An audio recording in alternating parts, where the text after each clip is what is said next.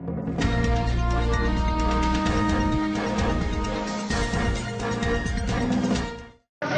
ya. Sebentar lagi kita berangkat. Tapi sebelum kita berangkat, insya Allah Ketua Umum Partai Demokrat yang sah, Butari Kursi Yudhoyono, akan keluar menyapa kita semua di sini.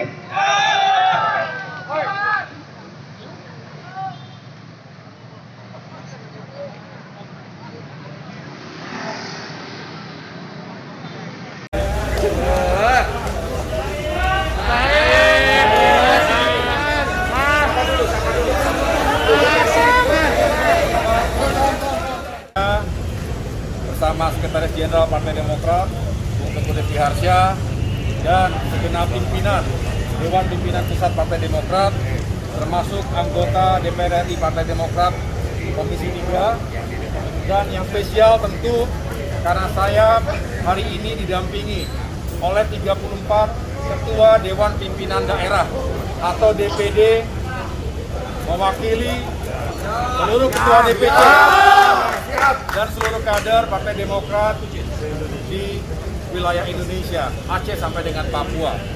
Mereka adalah para pemilik suara yang sah. Saya hadir hari ini dengan niat yang baik untuk menyampaikan surat resmi kepada Menteri Hukum dan HAM dan tentu jajaran Kementerian Hukum dan HAM untuk menyampaikan keberatan agar Kementerian Hukum dan HAM menolak dan tentunya menyatakan bahwa gerakan pengambil alihan kekuasaan atau kepemimpinan Partai Demokrat melalui yang para pelaku klaim sebagai KLB atau Kongres Luar Biasa tanggal 5 Maret di Deli Serdang, Sumatera Utara sebagai kegiatan yang ilegal, kegiatan yang inkonstitusional, kami sebut KLB abal-abal.